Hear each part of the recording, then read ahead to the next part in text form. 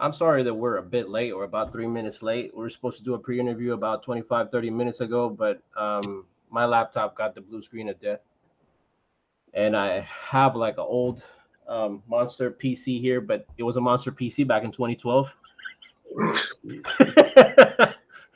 It was like a build that I did, and then Oh, so oh, I just had to switch to here, and for some reason it wasn't accessing the webcam.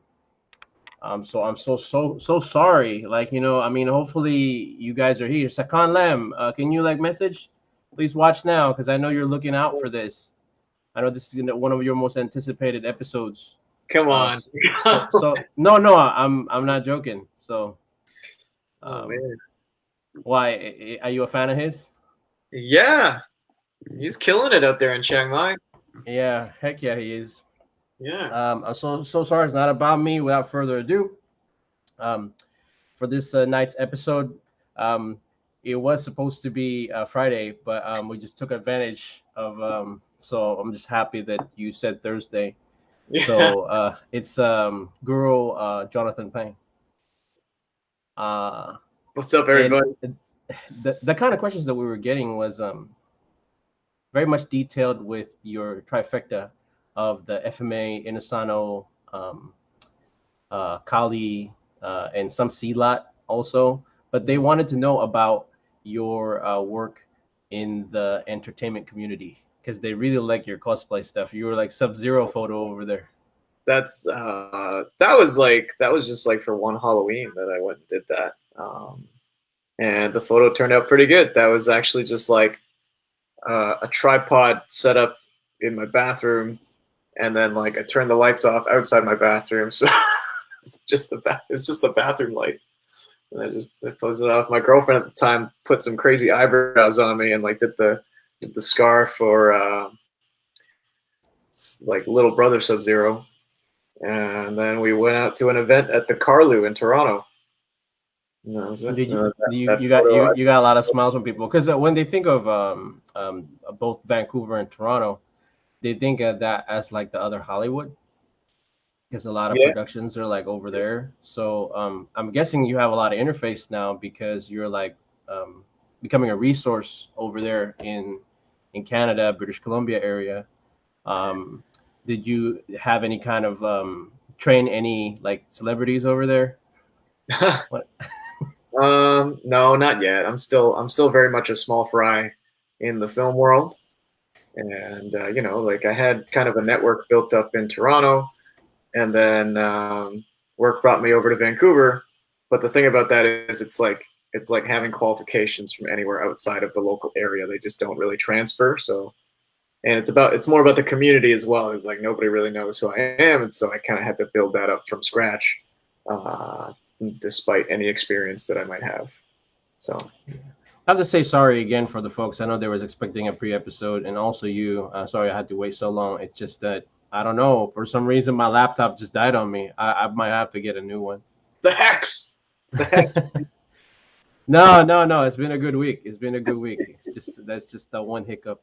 Um, Concerning that, and that's what I wanted to ask. Mhm. How have you thought about because you have a Chinese martial arts background, right?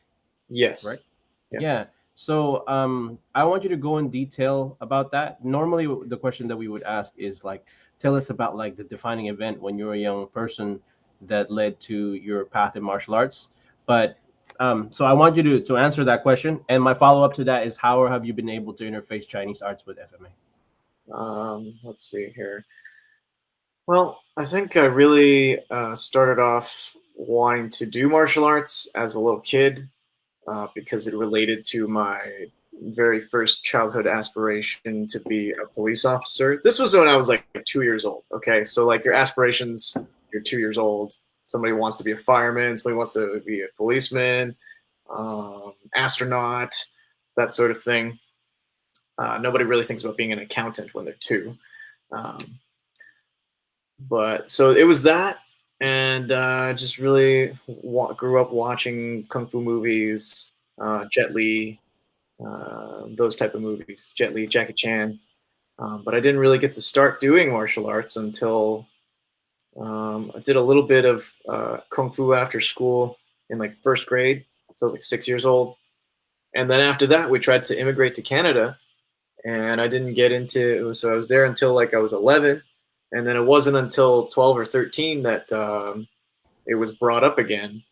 If I still want to do martial arts, I'm like, hell yeah, I want to do martial arts. And so my mom got a connection somewhere, somehow, and got me into a Wing Chun school under Sifu Cliff Aoyong. Shout out to Sifu Cliff if he's out there. He's probably not listening to this, but he's out there. He's an instructor under the Wang Shenleong Wing Chun lineage, and I believe he was a consultant for one of the first Ip Man movies, if I'm not mistaken. Yeah, so there was that, and that was like my base for the first few years of my teenage years, and then I started doing Chen style Tai Chi under my Sifu Feng Junli, and he's a Chen style practitioner from the origin of Chen style Tai Chi in Chenjiagou in Henan, China. And that was really interesting. I started doing forms competitions. We trained push hands and shuai jiao, but my frame was too small and skinny at the time, so he was like, just stick with forms competitions, don't compete in the push hands. I was like, all right. It was kind of out of my hands at that time. And then I also started doing a bit of Taekwondo at the time, so it was like 3 things concurrently for a while, but I ended up sticking with the Chen style forms competitions because my mom really liked the trophies and medals and stuff. So shout out to my mom. She really put me into the Chen style Tai Chi and just kind of like put her skills to use in that community and built up the Tai Chi club and such into a really big, as big as it is now. And the China Tai Chi Club, if you guys are interested in checking out uncles and aunties doing Tai Chi forms at competitions and the park and things like that out in Hong Kong. So you heard it here, folks. Mom is surprisingly, folks, parents have been like basically one of the catalysts for like a great number of FMA and martial artists in our channel. I've noticed that because a lot of people like, my parents put me into karate. What? So mom and dad is a very strong influence when it comes to starting off.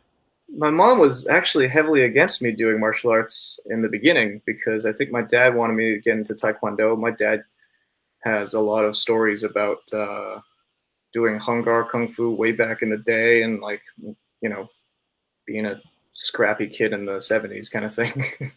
Well, yeah, I mean, that's a hard style. That's what I was going to ask you on, kind of like not necessarily FMA centric question. You literally could have lived the Shang-Chi movie in your household because your dad styles Hung Gar, Tai Chi. So it'd be like, what I'm saying? He going like this, what I'm saying? And then you go, you know what I mean? Get the rings going. Yeah. Because it was Hung Gar versus Tai Chi in that movie, Yes, primarily. Indeed. Yeah. Your straight blast when it comes to Wing Chun must be great by now. It must be like Vitor Belfort versus Vanderlei Silva UFC era. When he's training. Usually a couple times in like MMA sparring or whatever. I never competed, but I always thought it was kind of a cheap like flourish swarm thing. Like it was kind of rude to do to people in sparring. But it works in the street. It worked in that early UFC against Vanderlei. Yeah. Yeah. So how does punch? There it is, Wing Chun. Oh my God! It was all the Wing Chun people went crazy when they saw that clip. It was a straight blast swing. You're not pulling that off. He blasted him because of his hand speed. You know what I mean? Yeah. So I like those kinds of fights. Sometimes when I see it, I watch the highlight reels and I see what they're coming out with, and it's like, okay, we're doing straight punches versus hook punches. Yeah. And that was Vitor Belfort versus Vanderlei. Vanderlei's coming in with the hooks. Yeah. Vitor's like, he was like, there was no Pak style, lap style there. It was just a straight blast. No. So that's what I was gonna ask you. So one thing that I got sent, even though we really had no lead up for having you, as essentially the first. I'm gonna consider this an October episode. Um, is to ask, how do you interface that? So that's a very rich background. So you have Wing Chun, you have Tai Chi. Did your dad teach you Hung Gar as well? No, he taught me some really basic sword slash staff twirling. So like sort of basic wushu sword or staff, the figure eights, upward figure eight, downward figure eight, and yeah, some like basic diaphragm breathing, qigong stuff, and just like horse stance and punches kind of thing. So that's as close. I love your shirt, by the way. You got Li Junfang in Hell as yeah. in your t-shirt. You know what I'm saying? Yeah, Tang Lung. You know what I'm saying? Oh shit, Tang Lung. Oh. What? Not to get sidetracked. It's a lot. Many a FMA cite Bruce Lee as an influence. To ask, what is your favorite Bruce Lee film? Oh man. I'm just gonna go with Fists of Fury. Fists of Fury. That's a good. The Japanese dojo. Yeah, that's a nationalistic one. It's like why? I didn't mean to be nationalistic, but that was a good one. They're all good. He was like, get him. and then what ends up happening is he proceeds to beat the students. Is like, if I was one of the students, I'd be like, dude, that was your black belts. It's like, yeah, if you kick his ass, I'll take your class. Is that if not, I'm gonna train with him. That's if I was a henchman. If I was a character in that movie, you know what I'm saying? I think Eddie Griffin had a bit about that. Yeah, Eddie Griffin or Cat Williams or something. I believe so. That's where I got. That's where I heard it from. I believe so. Yeah. My favorite was Return of the Dragon. That's a good one. Return of the Dragon. Because that had a lot of JKD in it. He had a lot of his philosophy in it, like his JKD fighting. He had like the oblique kick, which is like when people say the Fushan no shadow kick in Once Upon a Time in China, they really mean an oblique kick, right? You know, so they had that in there. He had you can't carry a movie with an oblique kick unless you're Bruce Lee, I guess. Yeah, and then he had like he punched him in the privates, when he took up a double leg takedown. Oh, and then wall one. Yeah, and it's just so much stuff there. Like there's so much JKD in that movie. Yeah, and then he had the Ali like dirty, nasty fighting, and that wasn't clean, and there's so many things. He had an FMA in there, like he was like grab his body hair. You know what I mean? Because in Suntukan it's like that. They got a lot of those like dirty, skin muscle grab, really. Mm-hmm. Yeah. Yeah, it's interesting. More like dirty judo, really like the old school judo when they were wearing armor. Yeah. Right. Yeah. It's whatever you can get your fingers into, right? All right. So that's what I was going to ask you. Usually in FMA, there's a very five ancestor fist strong, influence in some FMA styles. In the South, I'm not allowed to say the names of the styles, but there's some Bagua influence. Yeah. In Southern styles, like how have you been able to interface your FMA and your Chinese martial arts? Well, it's just a matter of like sensitivity and body mechanics that translates as far as I can figure out at this point. When I get into FMA, all the Wing Chun tends to come out at first in terms of like the angling and the alignment of things, and a lot of people struggle with just kind of stacking their body behind the weapon, right? And that's already in me to do the stance shift and maintain the center line, that sort of stuff. And then the flow comes in with Tai Chi. Everything is smooth, and then you make it smooth, and the rhythm happens by itself. And it's very easy for people to get into this sort of staccato rhythm without any sense of how it flows together, and they get stuck. In the words of the eternal Canadian hero Georges St. Pierre. He cannot handle my rhythm. You don't remember that, but like when he was gonna rematch Matthews, he say he doesn't say Matthew Hughes. He says Matthews. He was like, yeah, he cannot handle my rhythm. Cannot handle my rhythm. Yeah, that's. Oh man, Michael Ruby saying hi. Hello, sir. Hello, Dose Paris guy.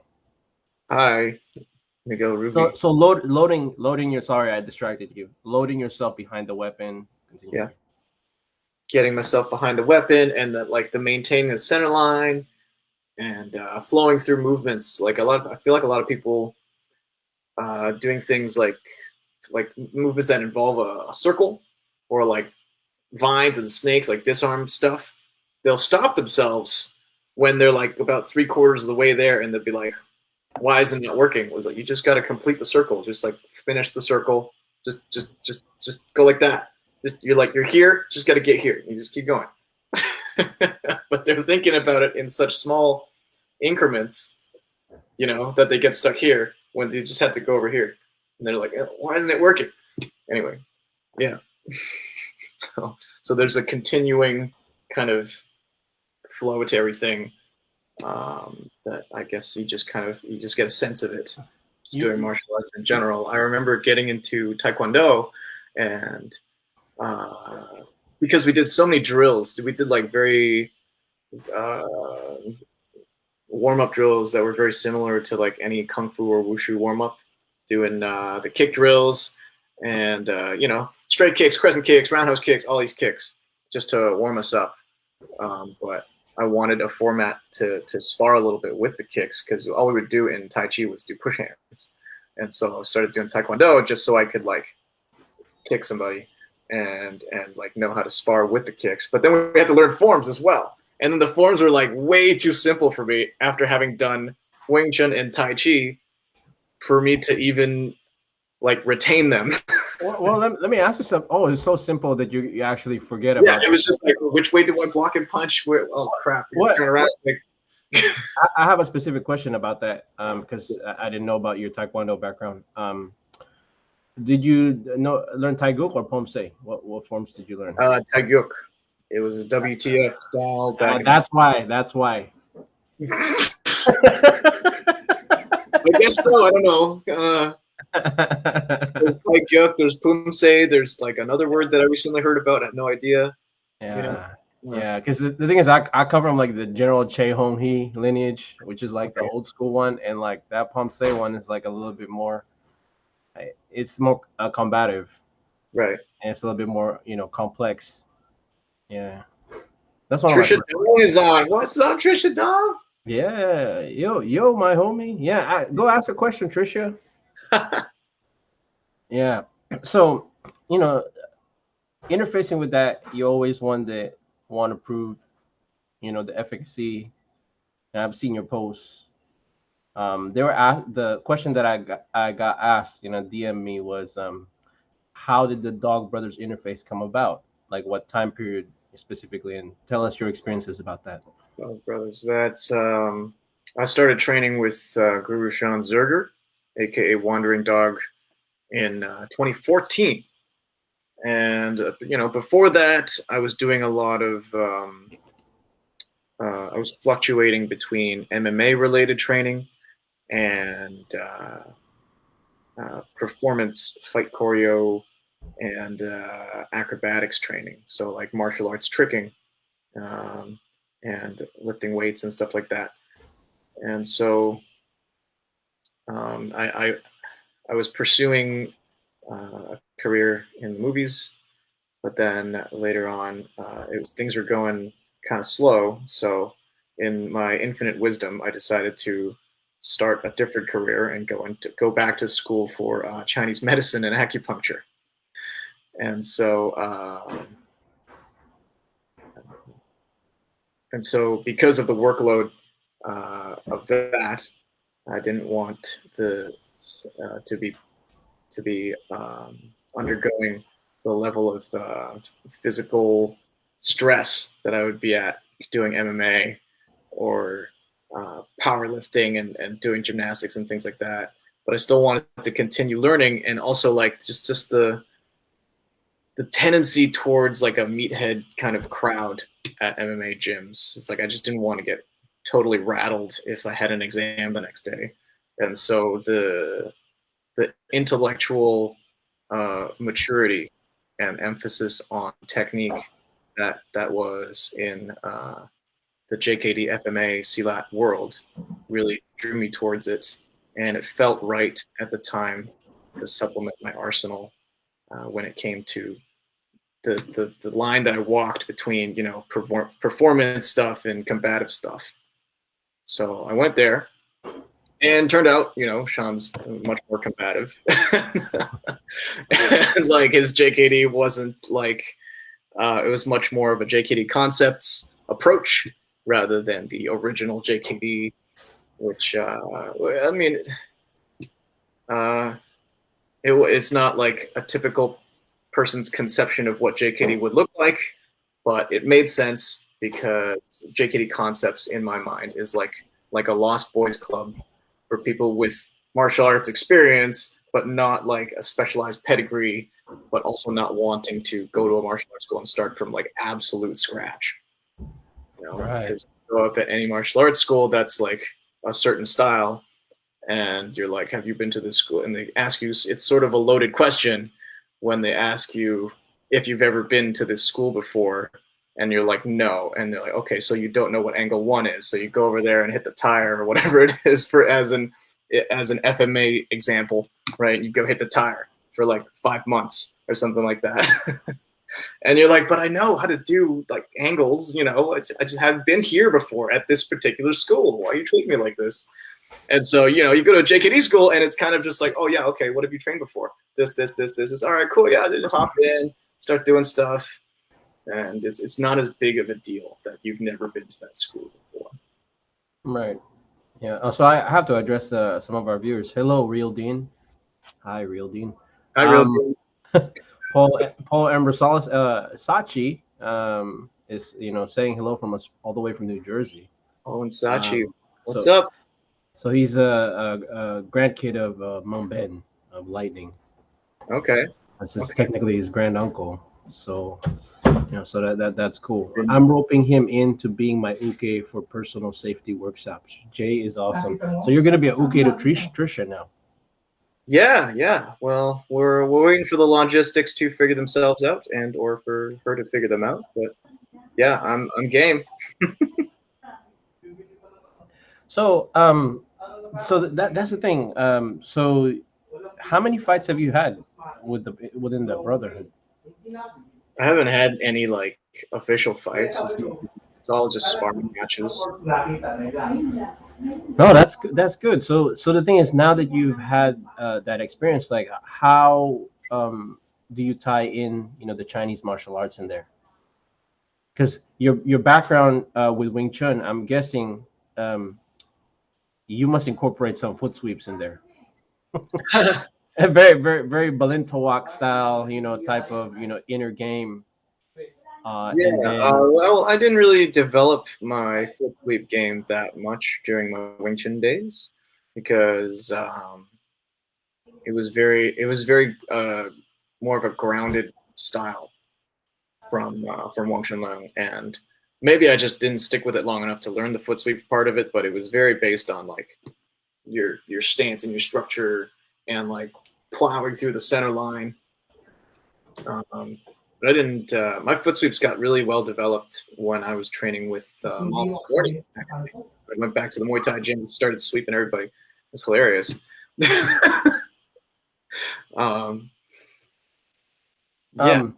So yeah.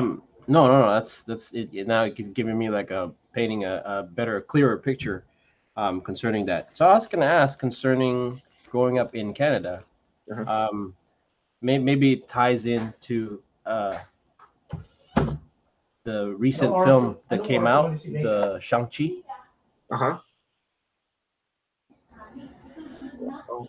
I don't know if it ties in per se. I mean, no. I mean, so in an FMA sense, you know, obviously there was there's growing up like Filipino in the United States, right?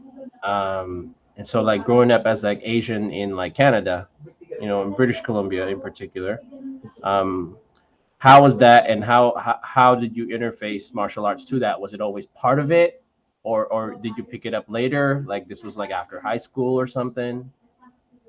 Because here in the United States, honestly, I'm just going to give you a Phil Am perspective because I grew up half and half. I did elementary school over there in the Philippines. It's not necessarily a big part of the diaspora over here. Like growing up. Yeah, it's more of a niche thing. It's more of a niche, and it's kind of hidden. Like when you ask, like, "Hey, do you do arnis or eskrima?" Some kids will flat out tell you, like, "What's that?" Like, Yeah. as opposed to like a Chinese kid, they'd be like, "Hey, do you do any kung fu?" At least they would know what that is, right? Yeah. So tell me. No, that's just muggles being muggles, man. You tell them, oh, what do you do? Karate? No, I do JKD. What's that? Freaking Bruce Lee. He's been around since the 70s, man. Like, come on, read a book or something. And then I'm condescending to the people that don't do martial arts. But I actually went to high school in Hong Kong.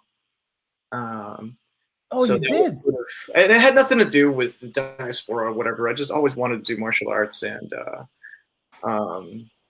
it was sort of an outlet for my teenage angst, So you're like Bruce, were you getting in fist fights all the time? No, that's the thing. Like I had pretty not like pretty sheltered and like nice upbringing. Nothing horrible happened. I didn't grow up in a terrible area, and because I was born in Canada, we went back to Hong Kong less than a month old, and then I lived there until I was like 6, and then we tried to immigrate to Canada, and so like I moved around a lot, and then we went back to Hong Kong after I turned 11, and then I was there until the end of high school, and so I had trouble making friends. And but when I went back to Hong Kong for secondary school from like 11 to 17, it was like I couldn't keep up with the local school's Chinese and math curriculum, right? Which is kind of a stereotype, obviously. But so then I had to end up going to an international school, which is essentially all the schools in Hong Kong are private schools. They vary in their budget, and then like the public schools are where like the scrappy people go, kind of thing, right? That's a little bit different in North America, but going to an international school in Hong Kong is like going to a fancy private school, so to speak. Everybody where there was rich. All the problems were social, politics. Nobody was really like scrapping that much. Although you had the occasional rumor of like some kid paid off other kids to go beat up this kid, but I wasn't involved in any of that because no one cared about me.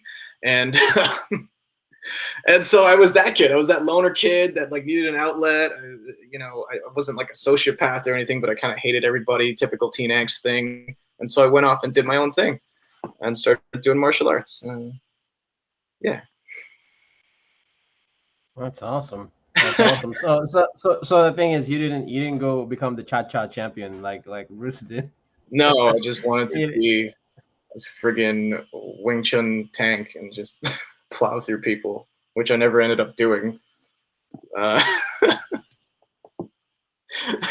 They need your specific set of skills right now.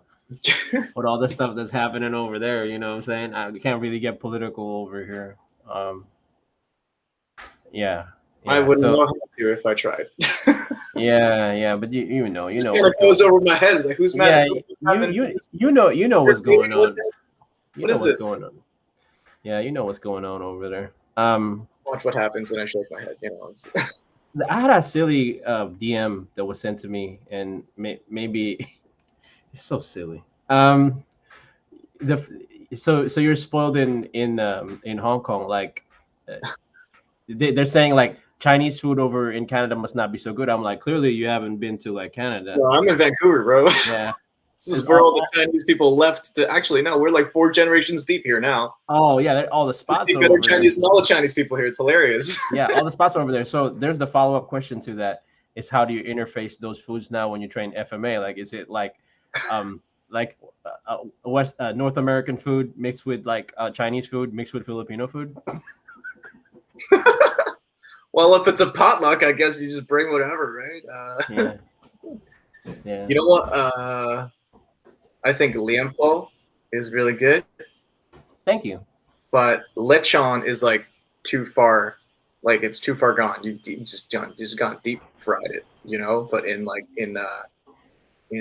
Chinese dishes, you have uh, like roasted pork with the crispy skin. So I feel like that's like a happy medium between the two.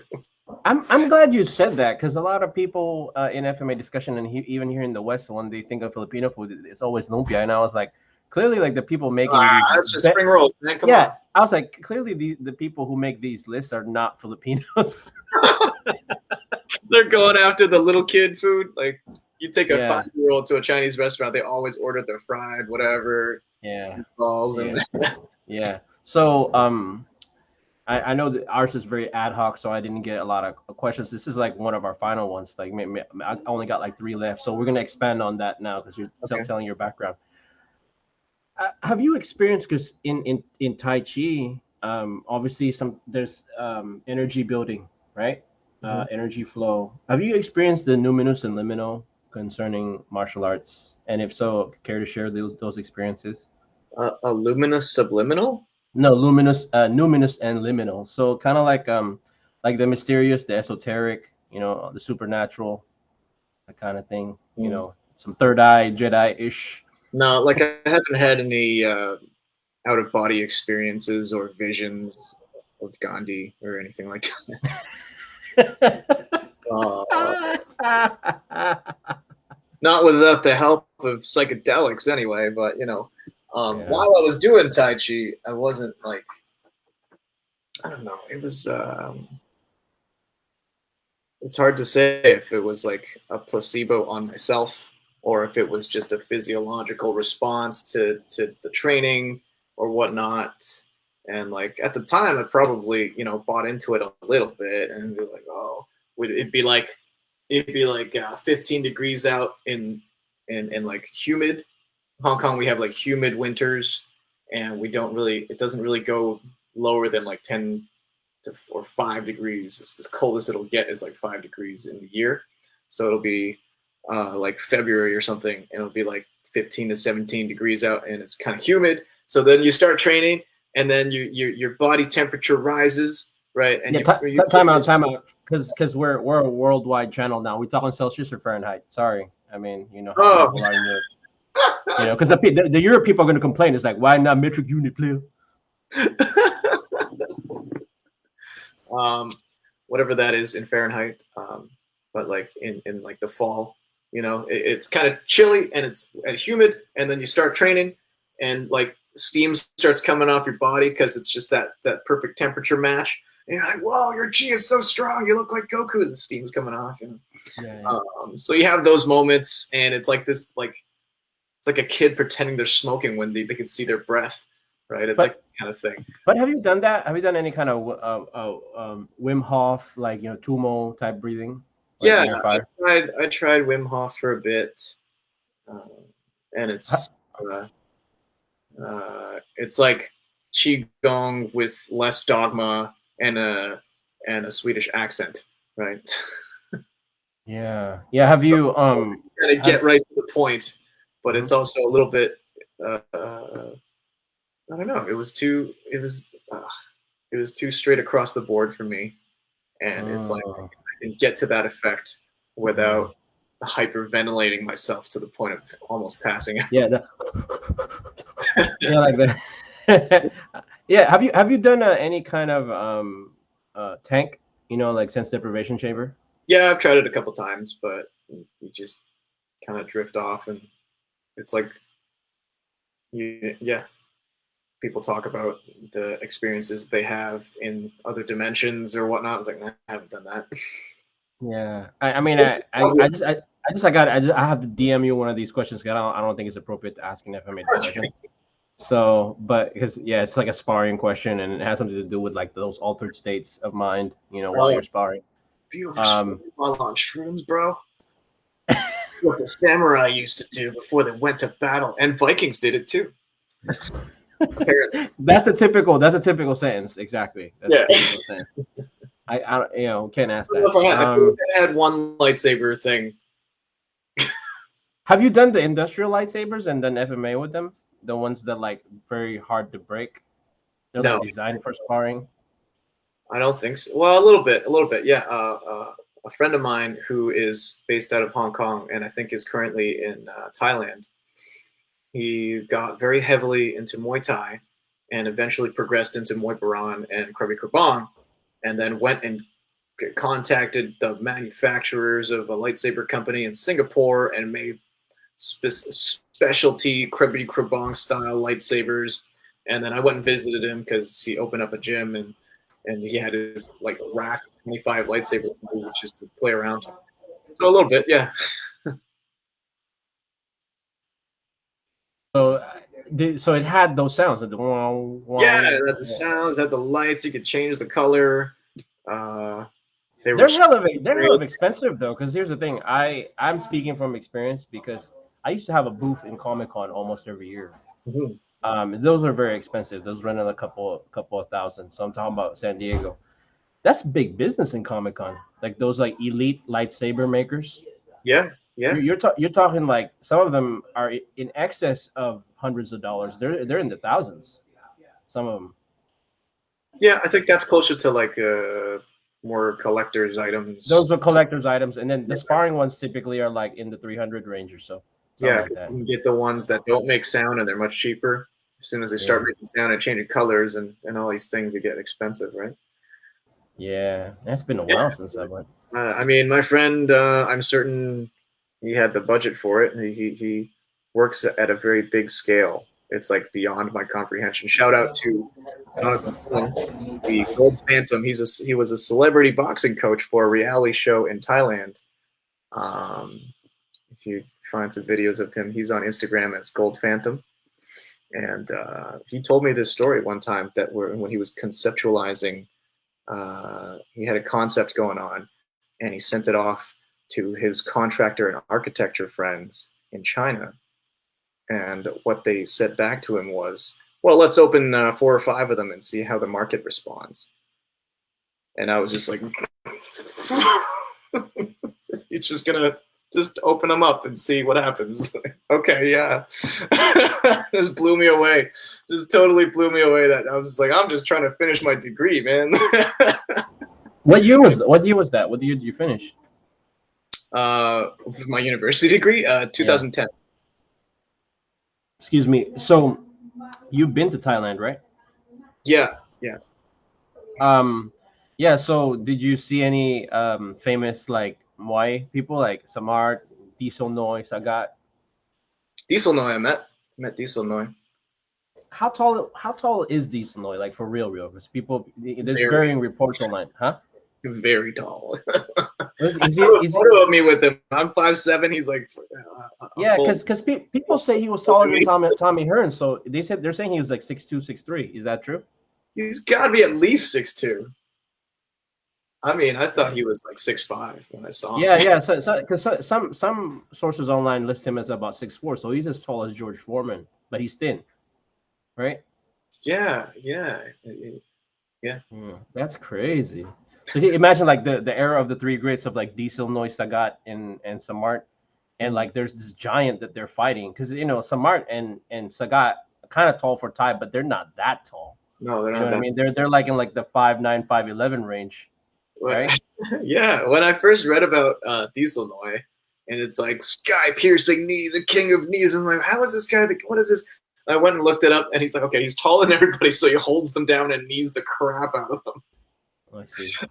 Just, Yeah, so in terms of so tying this into the panuntukan or suntukan aspect of Filipino martial arts, whatever you want to call it, the etymology of that word.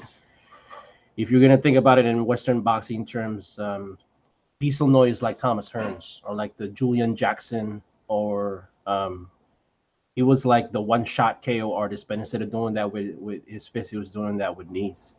Yeah. Yeah, There's so he's nothing. like the He's Ernie, like yeah. he was like Tommy Hearns fighting like Roberto Duran. Just hold you, just. He's like the Ernie Shaver. So that's cool. So you were geeking out. He was like, "Hey, I'm a real life Ryu here." Because think about that. You have this very varied background, and you're like taking like a martial arts pilgrimage all over the world type thing. So you must have been like a geek seeing him. That must Yeah, have been cool. I mean, I wasn't that deep into the Muay Thai culture, um, but that was an interesting month training in Thailand. I was there training at Master Toddy's. Um, yeah, and I just stayed there for a month under the recommendation of my friend with the lightsabers from before. Did you get to meet? It's so funny his name. Did you get to meet the White Lotus, who is really Black Asian, Buakaw? Well, no, I didn't. I didn't get to meet him. That's so funny. It's like a big joke, I guess, in Thailand because they call him Oh, the White Lotus. the white They call Asian. him, yeah, no, they call him the White Lotus. That's Oh, what Buakaw is. okay. That's it means White Lotus, but he's like a Black Asian guy because he's Tui. Tui. You know what I mean? Like the ethnically Yeah. Black Asian, thing in Thailand. Yeah, he does kind of look like a Sri Lankan dude or something. Yeah, yeah, that's funny. I don't. Sorry, Sri Lankans. Um, Or South, like South India, that Tamil based. Yeah, people yeah. are darker typically. Yeah. Yeah. So concerning that, now you have all these RC interface. For kicking, you have Taekwondo, you have Muay, you have FMA for your edge weapon, and then the methodology of not only the Inosanto blend but also like Dog Brothers type lineage, right? Mm-hmm. So how do you make your version of flow? How do you coalesce them together? Describe them to me like range wise. Like range. Yeah, or whatever type of methodology you want to describe, whether it's range, methodology, combination. I mean, you're the one making your own martial art. I always tell that to people. Like whatever FMA style you do, it's really yours because no one has the same body and brain. I'll go with range, I guess. Like Largo Mano is very much like Dog Brothers. Very much lives either Largo Mano or your stick grappling, because I believe that when they developed that whole idea of like let's put these flow drills to the test and see what happens when I hit you really hard with a really large stick. That they were just working around that, right? Like, because a lot of the drills at the time were like medio, corto kind of range, and then when people put that to the test against live resistance, what ended up working was the stuff that was around that they hadn't addressed, right? You double leg takedown, no FMA flow drill for that. Huge swings from the outside, you can't just like sombrado that, right? And so that's what ended up happening for my perception of the Dog Brothers is that they worked around the trapping or the drilling range. But I found that having experience in that range and comfort in that range helps in the transition of that. So where the Dog Brothers ended up either going from really far, and then like if someone came into their range, they would either close the gap and go into grappling, or come out of it and go into Largo. If I had control in that range, it's like trapping range stuff, right? If you're looking at kickboxers or boxers, they would either go long or go short, and just like use their footwork and movement to not have to deal with forearm stuff, right? But if you're good at the forearm stuff, you kind of just you can just kind of walk in, pick stuff off, and get into clinch range if you want, or back up and prevent them from getting past your hands, so to speak. Yeah, it's just filling in those gaps of whatever range you're at. So, for example, like I tend to favor Largo Mano stuff when it comes to stick, but every now and then well, my training partners always tend to be a little taller and lankier than me, and so they'll have the go gadget advantage. And so every now and then I'd have to like decide and just crash in on them. And then, whether it's because it's North America or because nobody does Wing Chun, I'm just more comfortable in that range, and I can dish stuff out from that range if I close it in. But it's just that it's a matter of building up that confidence outside to be able to get past that threshold, and just that's the mental thing for me to crash in to a certain extent. Yeah. What else I got there? For your grappling, I'm talking about close in, like stand up, and also on the floor. What is your grappling system? Grappling. It's got to be jiu-jitsu. I mean, especially off my back, right? It's all just grappling. Like Brazilian jiu-jitsu is really the only art that's kind of addressing that in a technical way. I think, a lot of other things, they kind of do away with the highly technical stuff that you can do because maybe it's a self-defense scenario and you want something quick and effective. So you just start kicking the crap out of it and like you scramble to get up. But the Wing Chun and the Tai Chi helped with that too, because I already had the sensitivity in my arms and understanding the mechanics of, like, let's say, like a hip bump escape, like using my hips and like changing directions, right? Sometimes, a lot of times, when you're wrestling or grappling, if you go into one direction, it's blocked off. Okay, fine. So you go the other way. So it's just that matter of like changing up directions, where I feel like people who don't have an understanding of that just tend to be real stubborn and go after those things, which sometimes works out because the other person gives up and does something else. Ooh, FMA discussion heating up. Ooh, man. We got a hot drama question out here right now. Sakan Lam coming straight from Thailand. Yo, I'm here. What's up? If you could fight any martial arts YouTuber, who would it be? Oh, challenge, son. Challenge. Like fight them? Like, what format are we talking here?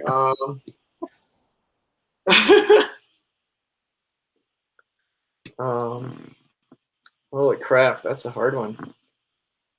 I don't know. I think off the top of my head, I want to go see what Master Ken is like just as a person.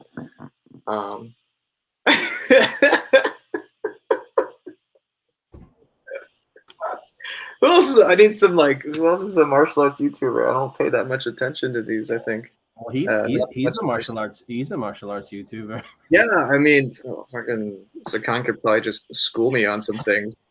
I mean, you have similar styles. I'll go get outclassed by Sakan. He said you choose the format. Ooh. We're even doppelgangers. We kind of have the same look. Ooh, you choose the format. This has been brought up before, like we're twins. this is an FMA discussion live person. Him and me and Evan Tai out of Hong Kong are like the trifecta of like guys that look like us. Oh, man, no. When it comes to FMA, I got y'all beat because I look like Paulo.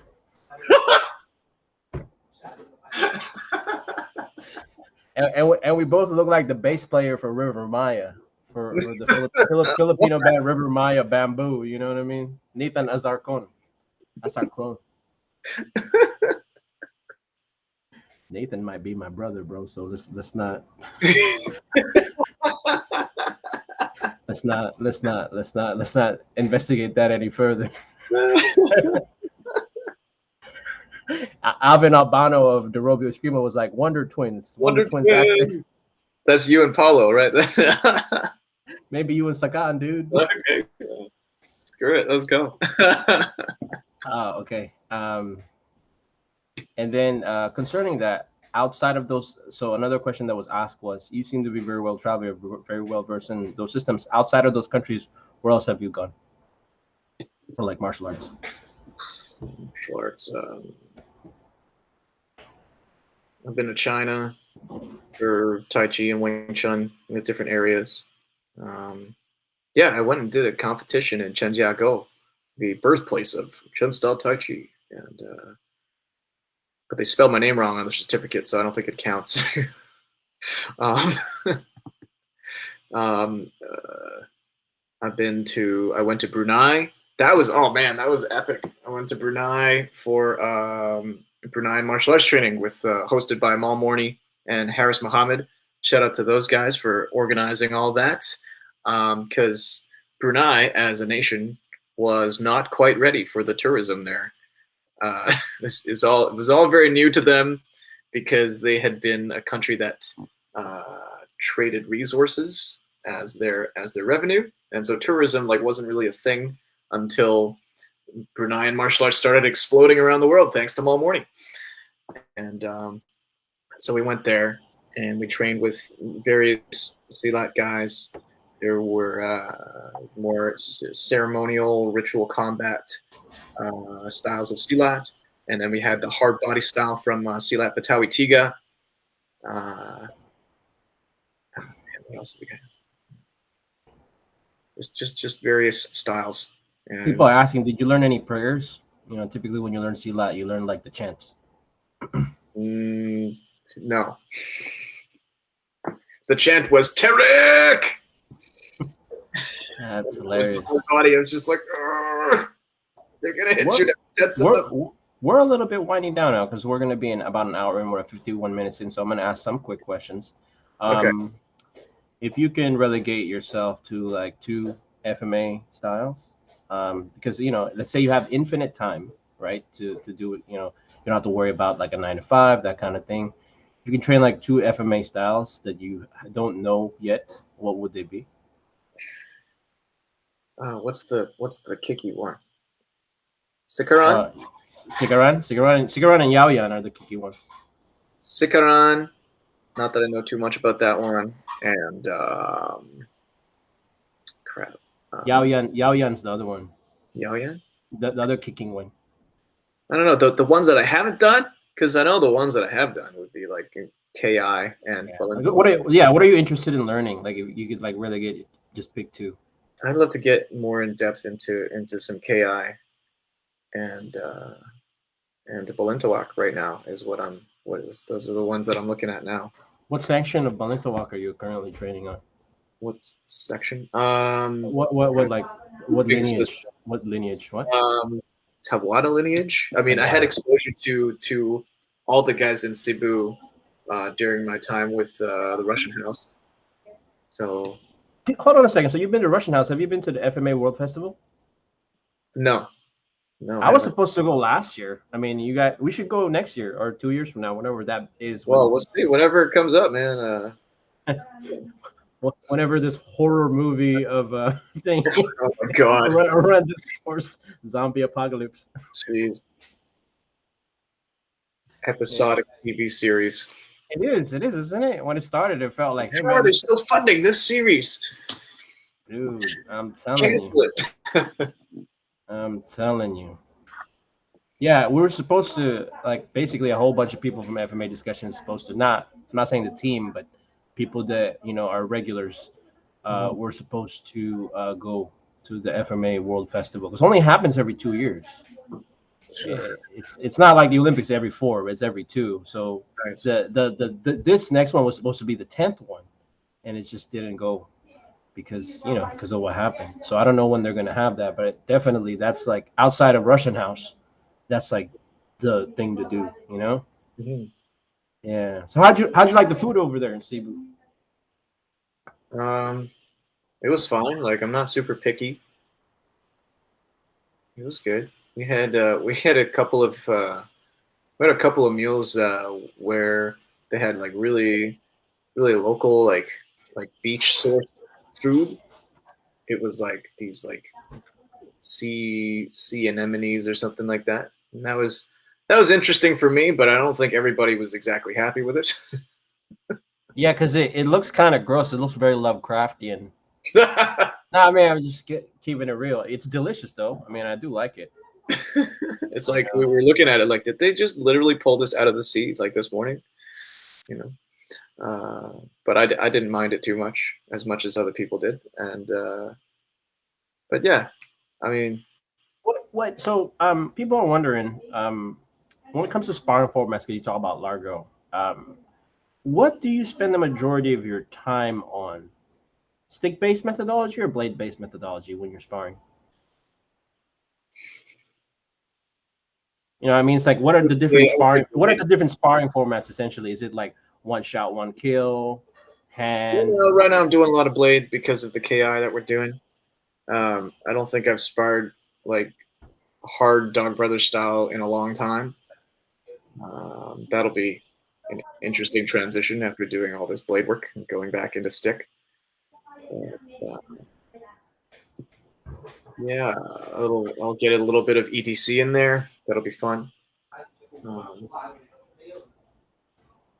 I don't know. I'm not really a huge fan of getting hit with sticks. Yeah, yeah, that's cool. And then how do you do like what is your concept of FMA empty hands? Empty hands. It's just more open-ended Wing Chun with less dogmatic trappings. I think it's a little more open-ended. You There's know, there's some depending on the FMA system. There's a lot of locking too. It almost feels like once you get to that transitionary phase, it's almost like Shaolin China with like punches and kicks and eye pokes and bites, yeah, right? it's very diversified, but in my mind and to my body, it's all just a variant on Wing Chun uh, and a little bit of like knife work kind of things. Now, concerning in realms of teaching, do you teach right now, like people? Uh, I've been teaching a couple people on a private lesson basis, but it's nothing formal. Like I don't really have my own brand or anything. It's very much just like personal. Do you teach any children? No, no. Because that's a common question that we have to ask if like they teach children is like, what is your methodology? Because it's like the hardest Yeah, demographic I to don't really teach. bother with that. I'm not. I I don't think I'm very good with kids. I've sort of given it a try in the past, and it just didn't seem like it was for me. But maybe later in the future, I'll revisit it and see if I've changed my mind about it. I'm throwing this as a as a shout out to Sakan Lam question. It's just so silly because it's really nothing to do with MMA. What's your favorite fighting game? Because a lot of people, believe it or not, like not just Sakan, they said like, oh, what got me into martial arts was like fighting games or video games. A lot of people that say that would be like millennial age or like people in their 30s now, because they grew up in the 90s. So, It's got to be Tekken, man. oh, okay. And then for Tekken, which Tekken fighter would you think you Forrest Law? Yeah, Look a second. you got Law, you got Horang, Lei Wulong, Brian Fury's great. Eddie Gordo, you gotta bust out the Eddie Gordo every now and then. Sometimes I like to play the Jun Kazama. Jun and Jin Kazama are dope too. They got the Aikido shit going on. But you got to have really good timing for Jun Kazama. Right? My timing's not that great on the games, or even real life. Sakan Lam is like jumping for rejoicing right now, jumping for joy. He's like, when it comes to sparring, like feed him to the wolves, and then when we got to the video game question of his, he's like, yes. I see you, Sakan. Love you, man. And then because we are FMA, there's really only not one, but the premier video game that has weapons involved is a Soul Calibur. So, Yeah. which is your Soul Calibur character? Soul Calibur. There's a Filipino character in there. There's a Filipino character in there. Shit, what are their names? Keelik with the bow staff. You got Maxi with the nunchucks. Yeah, Maxi, he's Island Boy. Yeah.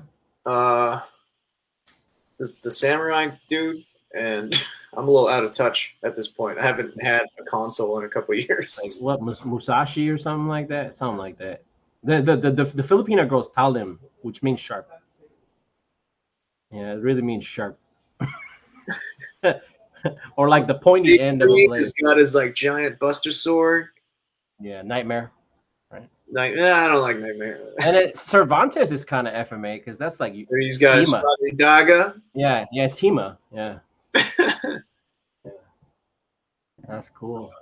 Ivy with her Believe it or not, because Mind Whip. the samurai guy's Mitsurugi said. Mitsurugi. There Yeah. you go.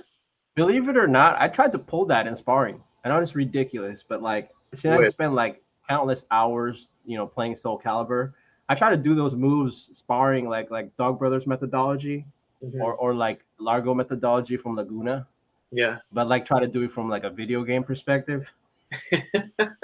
Well, with the right setup, man, anything's possible. That's what people don't seem to understand. It's you can't do a flying kick in a fight. It's like you can if they don't see it coming. Yeah. So another one of those quick questions. Typically, when you do rounds, how long is the duration? If I'm at an MMA school, it's 5-minute rounds. If I'm at a Muay Thai or boxing school, it's 3 minutes. Usually at the throwdown that we host back in Toronto, it would be 2-minute rounds. And then beat the crap out of cancer, it'd be 1-minute rounds. What is your favorite type of helmet? Favorite type of helmet? For sparring. Yeah. For sparring, probably the fencing mask.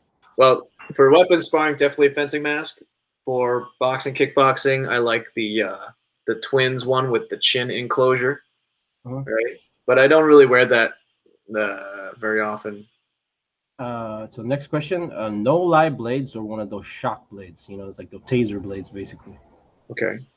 So if you could, just have to pick which one, like no lie blades or shock blade. What is a no live blade? Like no lie blades. It's like the ones that they mark you. Oh. It has like a paint. Yeah, I'll go with the ones that mark you. The other one burns. The other one burns. Yeah. That one stings. Yeah. Makes loud noise. It's too jarring. It's too jarring for my sensitive little brain. My millennial abilities. I like the twins open chin. What? Yeah, the helmet. Oh, yeah. Because I guess when you hit them in the chin, they got no excuse. Yeah, and then for resistance workout, do you favor running or round work? So I couldn't read that. Resistance training? No, for like endurance training. Sorry. Running or ground work? Ring work, like like heavy, like speed bag, double end bag, heavy bag. I'll take working technique until I'm tired over simply doing a thing to make me tired any day of the week. Running, jogging, sit-ups, but man, put me on the heavy bag, or like do technique drills or something for however the same amount of time as I would be doing road work. Like, and then of course, it depends who your coach is. They make you run 5K in the morning. You're gonna run 5K in the morning, which is why I don't compete. Have you had any dreams of FMA? Like not dreams as in like dreams of the future, like actual like a dream. I don't think so. Maybe when I was prepping up for Beat the Crap Out of Cancer. And a quick follow up to that question is: have you had any nightmares about FMA? Nightmares about FMA? No, I don't think so. No. If you can change one thing about the FMA community, what would it be? Man, the 80s was a long time ago. Keep the music, ditch the drama.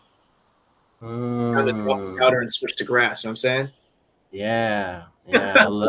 You know what? That's an infinite quotable one, and that is one of our greats. It's like that ranks up there with Mark Wiley. He's talking about like everyone was a Jedi. There's only one Yoda. that was an infinitely quotable. That what you just said right now. We have to make that into a T-shirt and sell it on Amazon, guys. That's a good one. Drama. Yeah, it's like keep the music, ditch the drama, right? Yeah. The 80s is a long time ago. Wow. Dude, you're Shakespeare over here. Okay, and then what is the thing that you love most about the FMA community? Love most about the FMA community. You know, for all the drama and challenges to death matches and those kinds of stories that you hear about in FMA, it's still the most well, still relatively open ended and open minded compared to Chinese martial arts, for example, where people are Right. deep into that, man. Like, Yeah. you Yeah. can't. There's no way to convince them any. Like, it's ridiculous. Well, I think sparring has a lot to do with it because like up till very recently, like meaning like within people's lifetimes, like in World War II era, like there was like tournaments. Like there's like actual you have a non-cooperative opponent Mhm. and you're gonna fight a person that's trying to take your head off as well. And then in some towns, like in some towns in Laguna, Mhm. when it's Holy Week, they spar. Of course it's within a methodology, it's an agreed upon methodology. They're wearing like masks to protect their head. Is that the thing where they're wearing the Yeah, the yeah, gladiator style, the yeah. Roman soldier thing? Yeah, and people sometimes back in the day, people got hurt because that's why they took away the thrust. Mm. People were getting hurt bad, like they would get thrust in the neck, they would lose their eyesight, because they bust their eyes open. Yeah, I mean it's still that's gone. The thrusting is gone. But what Mm. I'm saying is like there was a sparring methodology of like uh, adrenaline rich environment, right? Mm. And then you lose a lot of the fine motor skills, and then you're fighting someone that's non-cooperative that's also trying to best you with Yeah, their ability. yeah, And I think what happened with a lot of traditional martial arts is, at least in FMA, if that's not still happening, that's within a lifetime's reach of someone. right. While some martial arts, it's become ossified and calcified because that was like hundreds of years ago that the martial art was like that, Yes, right? yeah. So, And now it's about preserving the culture right, and the textbook and taking yeah, on the textbook, and then so you can write your own textbook and then market that to the masses. And right. then it's like, what about the trial and error part of it? Now, before I asked, the crowd for their questions, the floor is yours. So because I'm gonna ask him for final questions, but the floor is yours. What do you want to talk about, sir? Go ahead. Uh, oh, geez, that's a hard one for me. Promote yourself. You do what you got to do. Um, I'm here in Vancouver. Looking at doing private lessons for whatever people may uh, consider to be in my wheelhouse. What I consider to be in my wheelhouse. Lots of kickboxing kind of sparring drills. Like, I'm not too interested in combos and pad drills too much. I've got some deep Wing Chun and Tai Chi background, and FMA stuff. A lot of people do FMA here because of the film industry, but I can say with moderate confidence that I have a fairly deep understanding of these drills that everybody loves to do but don't quite understand. And I'm also loving to do some SSBD. And if you guys are interested, there's also a CLAT conditioning program that I've learned from Alvin Guinanao at CLAT Open Circle. And so, yeah, that's what I got right now. Off the top of my head, not good with that. Yeah. So I'm gonna try to give a shout out if y'all are in BC, and y'all want video game sparring, reach out to this guy. I don't know where my finger's Yeah, pointing, I'm but he's down on my to, left. like, if you guys got like forms or katas or any sort of like things, I'm down to explore and find applications for things like that. If you need it for a short film or or a movie or just to up your skills either as a performer or a martial artist, like, I'm good. Yeah. Honestly, man, if this pandemic didn't wipe me out and set me back like 12 years, I would still want to work with you because I have made films, and then released it in Amazon Prime or sold it in AFM, the American Film Oh, Market. wow. In fact, I feel bad because like my life is going nowhere until recently. I got a new job recently, but like some of my actresses have been in Netflix. Yeah. Like it just sucks. Like, you know what I mean? Like, I'm just like, damn, like, why can't I be like that? Like, you know what I mean? Like, some of the people that I've directed, like, they've had movies that have been shown in Netflix, like, you know? Right. So is that are you in with like Elric and Sonny Season and those guys? No. I'm on my own. Oh, I was the youngest member of Ray Bradbury's group. okay. And then my godfather, him and his brother were involved with Bernard Herrmann. He's the guy who did the soundtrack for a lot of the Alfred Hitchcock movies. Oh, wow. So I mean, like, I would love to work with you. Like, problem is I don't have money. You know what I mean? It's just this pandemic really set a lot of people back. Mhm. You know, but I would love you need to be like the guy here in Garden Grove, Westminster, in this area. The guy who played the death dealer in Shang-Chi. Maybe I should interview him next. The Death Dealer, Andy Lee. Yeah, Well, because shout out to Andy Lee. Much respect for Marshall Club and everything that they do. Like, I don't know him, but I actually know some of his friends because I drove them for Lyft recently. Like his like childhood friend people. I'm like, oh man, can you like tell Andy Lee to we want to interview him? But the thing is, he doesn't do FMA, so that wouldn't be like a relevant FMA discussion. You know what I mean? So maybe, right? We should interview him, right?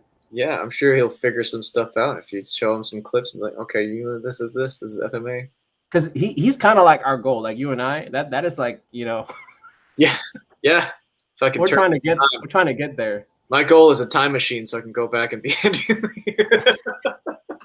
Start that YouTube channel early, son. Get those followers. Yeah. Yeah, I mean, how would that happen? Like, imagine like just being a YouTuber and like that was your in to become like a fight choreographer, right? So it's such an insane story. Yeah, yeah. Well, just Yeah, the level of passion and commitment that he has is like, yeah, we need that for the FMA community. So if not me, you know what I mean? We need yeah, to get we need to get started with that. yeah. Well, Yeah, gotta get started up. So I feel like I was closer to that before COVID. I'll be the Sammo Hung guy. Yeah, with the what is it called? The Four Brothers? What is it? Because it was Jackie Chan, Sammo Hung, Yen Biao. Yeah, I think that was it. It was just three. Yeah, the three brothers or something. What's this? What are they called in Hong Kong? Something Well, like that. I don't know. Yeah, because they all kind of grew up Three together. Musketeers in America, man. You got Jeremy Marinas, Danny Graham, and Anis Chirfa killing it out of the sport karate scene. Right. We need something equivalent to FMA. So I guess that's a call to arms. Your episode has become a call to arms for that. Oh my god.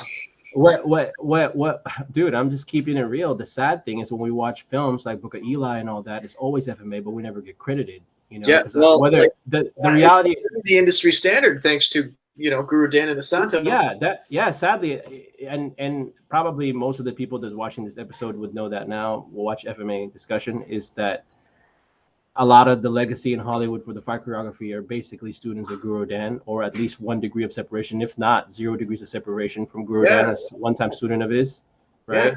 Yeah. And you it's get just like people in the Philippines talking bad about it, and it's like I wouldn't know about you if it wasn't for Guru Dan. right. You know? No, I always held. I know I get a lot of heat for this. I'm just speaking from a perspective that learned a really old style, like meaning within my clan. I know I got a lot of hate for. I'm about to say the sentence. I don't think FMA would be in the place it's at right now without the brothers, Presas, meaning the modern Arnis guys, and Dan and Usano. Because to me, they were really the ones that blew up FMA in the West. Of course, I'm missing some names like GT and Marinas and all that, but I'm talking about within the larger context. Those two are the most influential, like the brothers, the Presas brothers of modern Arnis and Combatan, and Gurdan and Usano. In my opinion, without them, FMA wouldn't be in the spot where it's at right now. Honestly, when I was a kid, it was pretty much dead. Like in the 90s, people were like, why are you doing that? Like, this is like an old thing. You know what I mean? Like, only old people do that, or criminals. It was considered like out of fashion. You know what I mean? So it's just like kids didn't want to do it because it's not like a latest TikTok thing.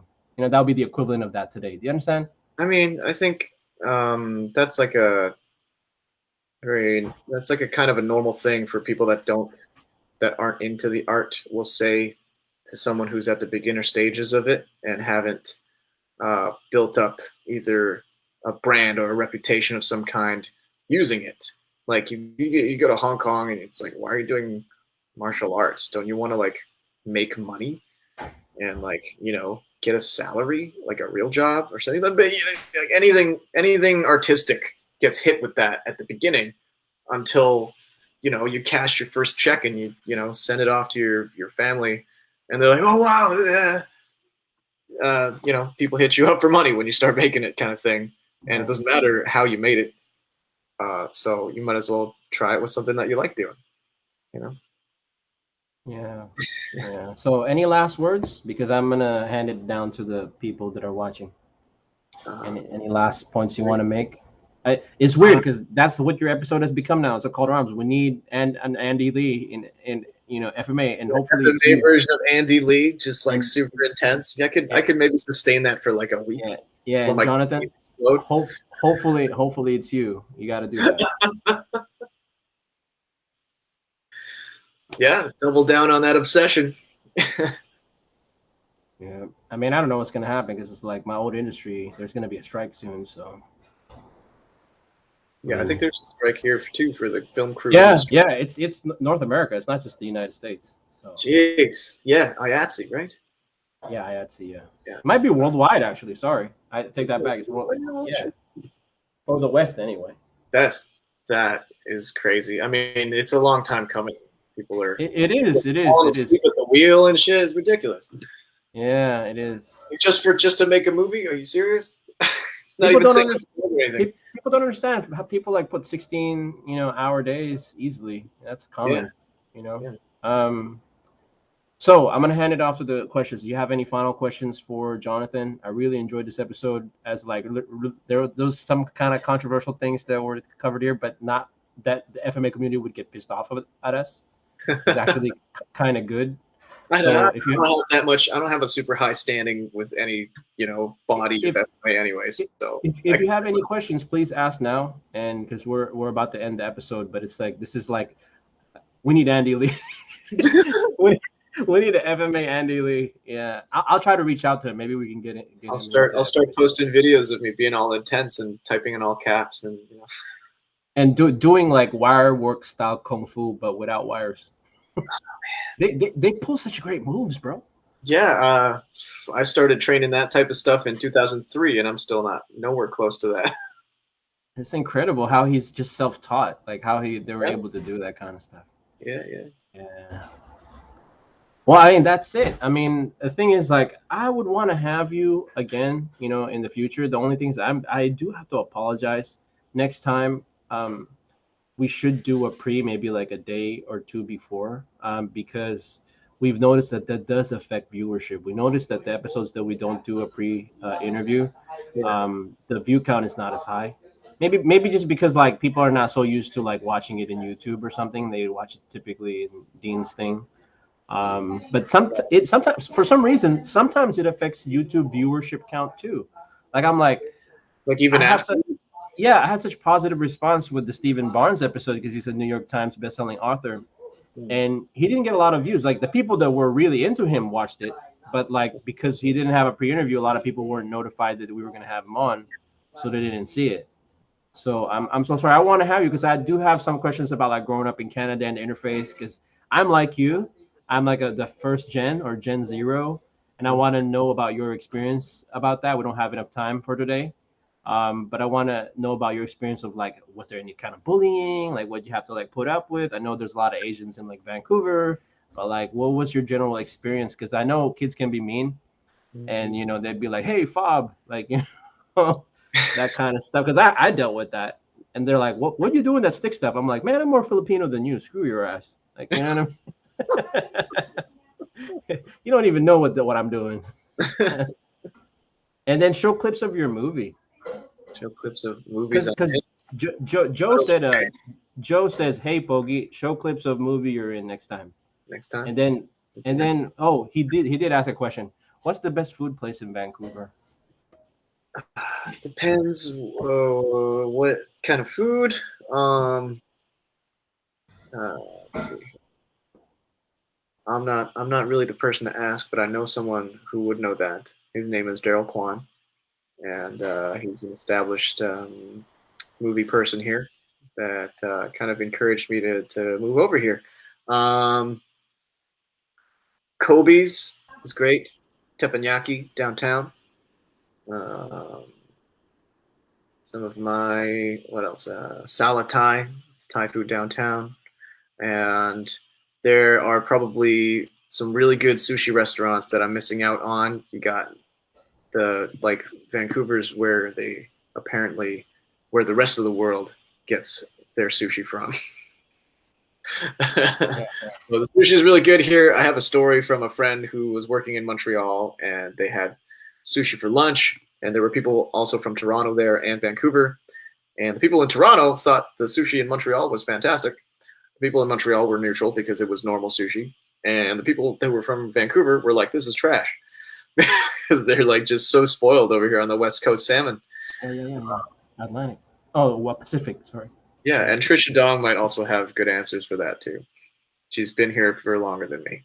And then just to ask, maybe we do still have time before I leave. Show clips of movie you're in. Let me ask you something. Can you do that without doing any kind of copyright strikes? Because I can share that and be live if you have any links in YouTube. I can like screen share my demo reel. Does that work? Oh yeah, absolutely. Do you have an actual YouTube clip of that or a Facebook clip? Let's see. I can just open it up. Yeah, because we have a feature here that you could share media. Let's see. Where is my demo reel? Holy crap. It's so far back because I made it in 2020. There we go. And pause that. Oh, okay. So I gotta do this. No, just give me the YouTube link. I'll just send it to you. Yeah, okay, right. That's right. Yeah. That makes sense. Here. I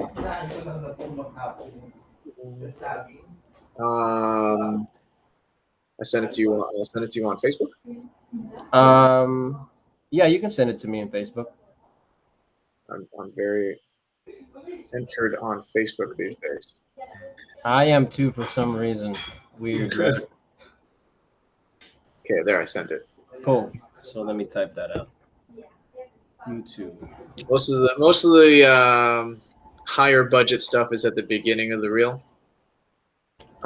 As it gets further into the reel, it's all just independent stuff and training stuff. So.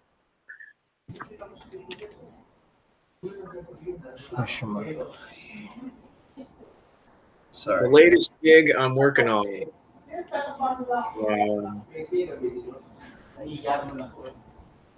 don't think I'm allowed to say, but dude, he might be on an NDA, so don't. On an NDA, man.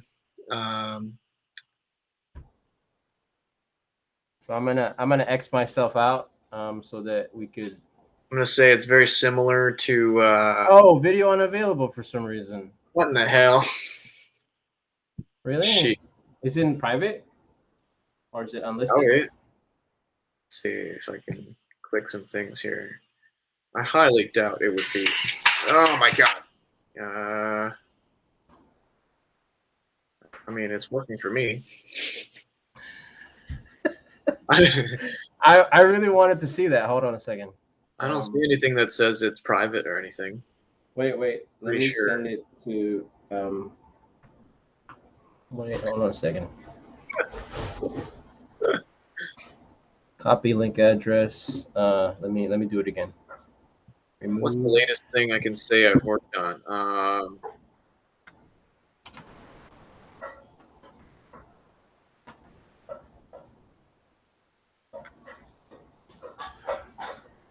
Has that come out yet? No, I probably shouldn't.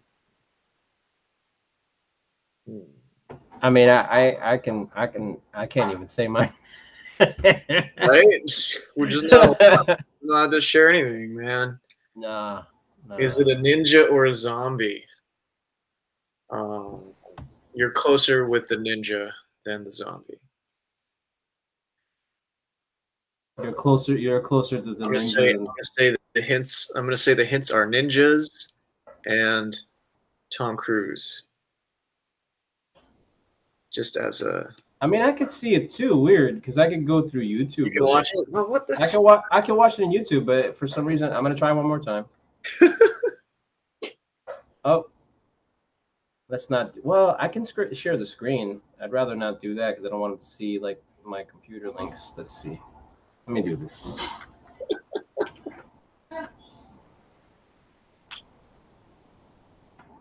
Oh, there it is. All right, so let me X myself out. You got me reacting to that real.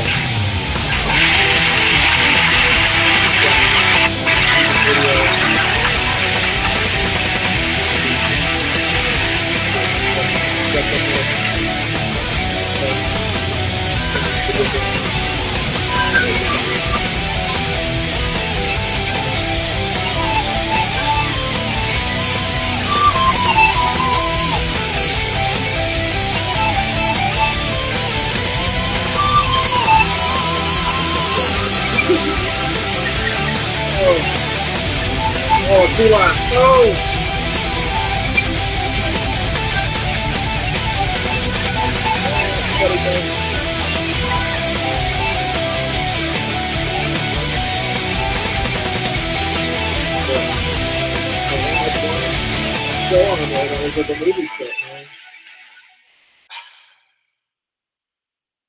Yeah, it really was just the one clip that was on a TV show.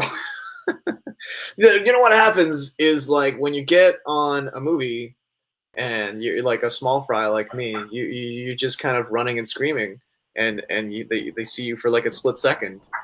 So it's not even worth putting on my demo reel a lot of the time. Hey, so I gotta give a shout out to Joe here. So are you happy now, Joe? You know what I mean? So Are you? Oh, you know what?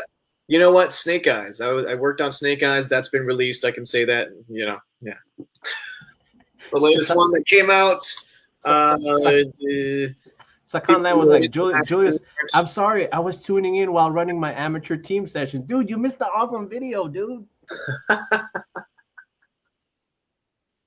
Sakan has things to do. He's like an adult, you know? It's like, I have stuff to do. Yeah. He's got responsibilities over there in his time zone. It's daytime. I got a shout out to Joe. Do you know Joe in person? Because he's I met him a couple times. Yeah, I gotta give a shout out to Joe because shout out to Joe. Yeah, we're both Katipunan family. He's a descendant of the guy who funded Jose Rizal's books. Okay. Because the Spanish government basically seized Rizal's assets, so he didn't have any money. So his friend was like, "Don't worry, I'll spot you." And so Joe Apostol's great granddad is that guy. Whoa. So without that dude, Jose Rizal wouldn't have No Limitang Hero El Filibusterismo. He's the guy who provided him money. These are aspects of life that I'm not familiar with. Yeah, this is like real FMA history, man. Wow. Yeah. Like living history, man. Yeah, like living history. Yeah. Yeah. And then the guys from the area I'm from in the Philippines. Ooh. Why'd you cut off? Come back. Come back. Oh man. Oh, there he is. Yeah, it's a little loud. Yeah, it's a little loud. It just cut off. So weird. Yeah. Yeah, it's a real FMA history that people don't know about, you know. Yeah, but it's it's so cool that you get to hang out with him and you're friends with him in Canada. Yeah, I sold him a shakuhachi from the stick man, the guy that makes the polymer sticks. You know, the hollow sticks. Right. Did you ever get to use the cold steel ones? There were the cold steel polymers, and then there's the Budo Brothers ones that are really good too.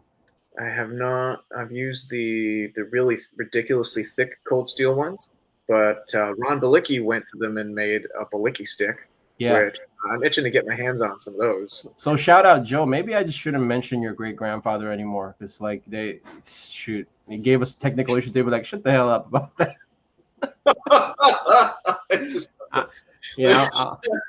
I'm sorry. I'm sorry, dude. Yeah, let's. Parents are interfering. Yeah, let's. I guess let's not talk about it. Yeah, because I'm descended from that too. So, right there, man. I mean, me and Joe are not related, but I'm also a Katipunan. It will be the equivalent of like the children of the American Revolution organizations here in the United States, because there's like living descendants of our like American forefathers that fought in like the American Revolution. So like me and Joe are kind of like that. You know what I mean? But like the Philippine equivalent. I don't have anything like that. The closest No, I get is, the close. No, you would, because like the Chinese people would be like people that participated in the Boxer Rebellion. I guess so. Yeah. Yeah. Or I like was going to say my family name is very famous in the Philippines because when the grandmasters do a devastating strike, they go bang.